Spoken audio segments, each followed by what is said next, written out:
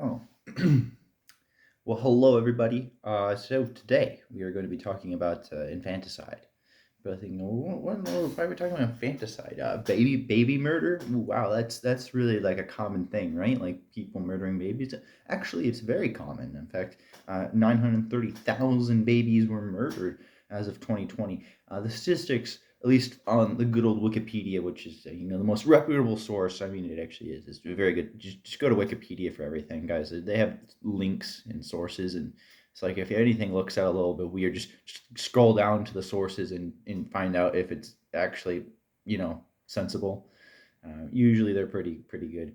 The 930,000 seems about right because it seems to have increased after there was federal funding for what they call abortion. Now, I will no longer be using the word abortion for these sorts of things anymore because the word uh, infant describes exactly what's going on here. Now, we might say, like, oh, how does that work? Well, the Latin word for baby is infant. Now, where does the etymology of infant come from in Latin? Well, it just means in infans. So it's no or non speaking person, basically not speaking person or non speaking person. That's what infant translates to, but it means baby. Now, the real question is what are women pregnant with? Well, women are pregnant with babies. That's what makes you pregnant. That's there's a baby inside there. And so when you're like, okay, well, what are you killing?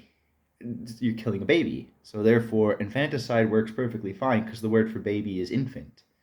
And I think this definitely describes what's going on far better because the word abortion actually has a useful medical term. It means that it's a rejection of what's already happened, right?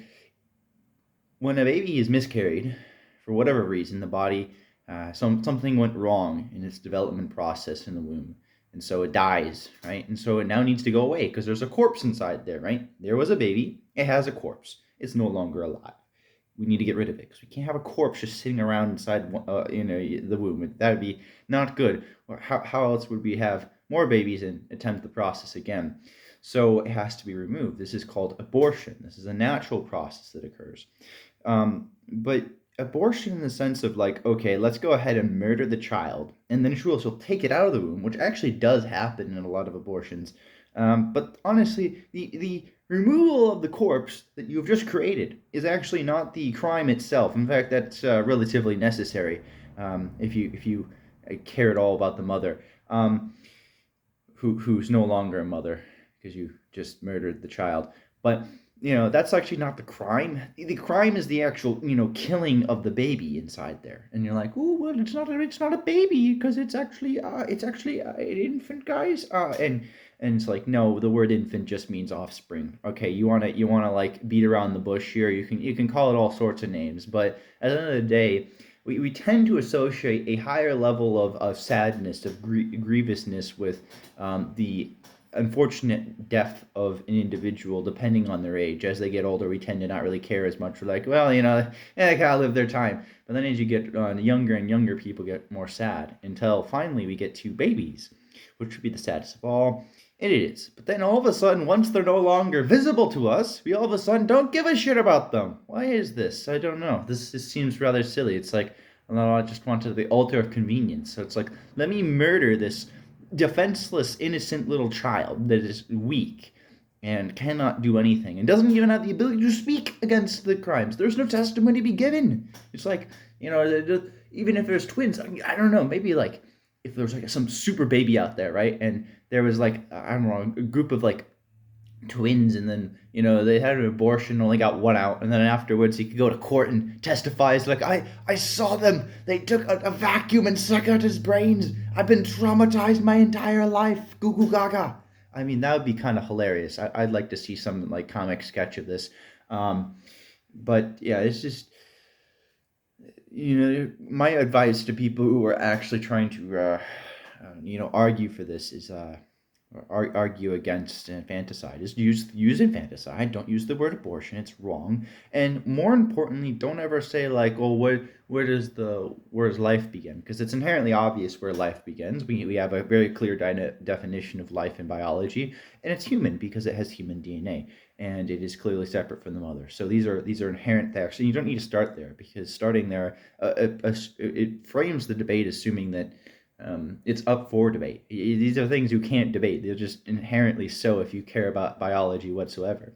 And so the real question is do you think mothers ought to be mothers and fathers ought to be fathers?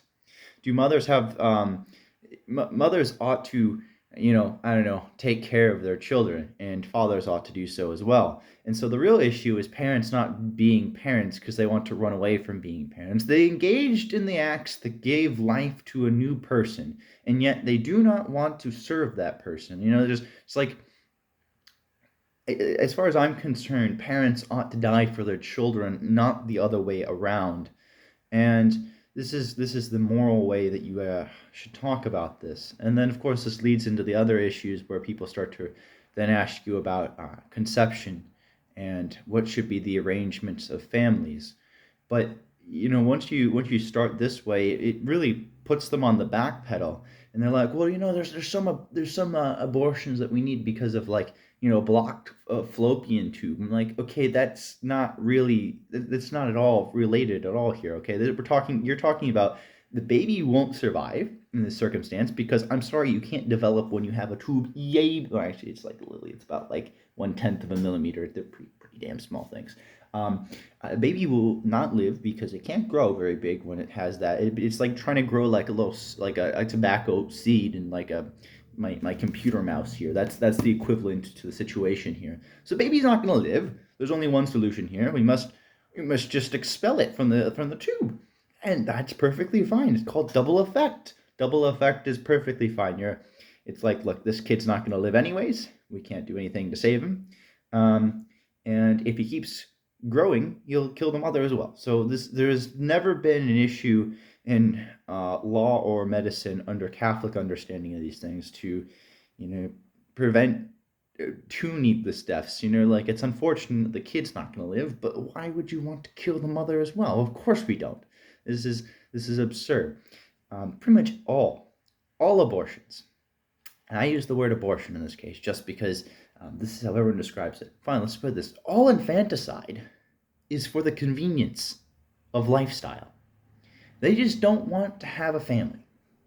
They don't want to be mothers. They want to engage in they just want to have sex with no consequence. And you don't have a right to that. Sex inherently is supposed to produce life. That's what it's for. It's what the word sex means. It means to mingle, like to mingle, to create life. Like that's the whole point, right? The pleasure is there as a secondary effect of both the unitive and procreative parts of sex, right? And it's like, let's invert this on the head. Let's get rid of the procreative. Let's get rid of the unitive, and we'll only go for the pleasure part.